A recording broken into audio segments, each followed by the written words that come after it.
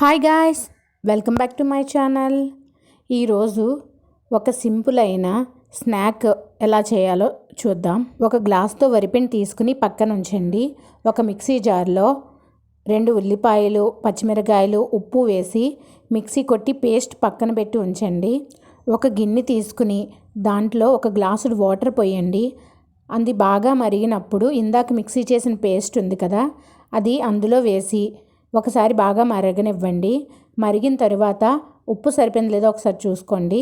ఇందాక మనం వరిపిండి తీసుకున్నాం కదా, ఆ వరిపిండి అందులో వేసి బాగా కలపండి.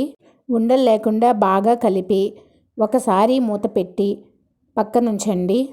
ఒక 5 నిమిషాలు పోయిన తర్వాత ఫ్లేమ్ ఆపేసి దాన్ని కొంచెం చల్లారనివ్వండి. చల్లారిన ఆ మిశ్రమాన్ని ఒక కంచంలోకి తీసుకుని నేను వీడియోలో చూపిస్తున్న విధంగా కొద్దిగా ఆయిల్ రాసుకుని బాగా మెదిపి ఉండల కింద తయారు చేసుకుని పక్కన ఉంచుకోండి. చిన్న ముద్దల్లా తీసుకుని దాన్ని నేను చూపిస్తున్న విధంగా అరిచేతిలో పెట్టి కొంచెం ఆయిల్ రాసి చిన్న అప్పాల కింద తయారు చేసుకుని ఉంచుకోండి.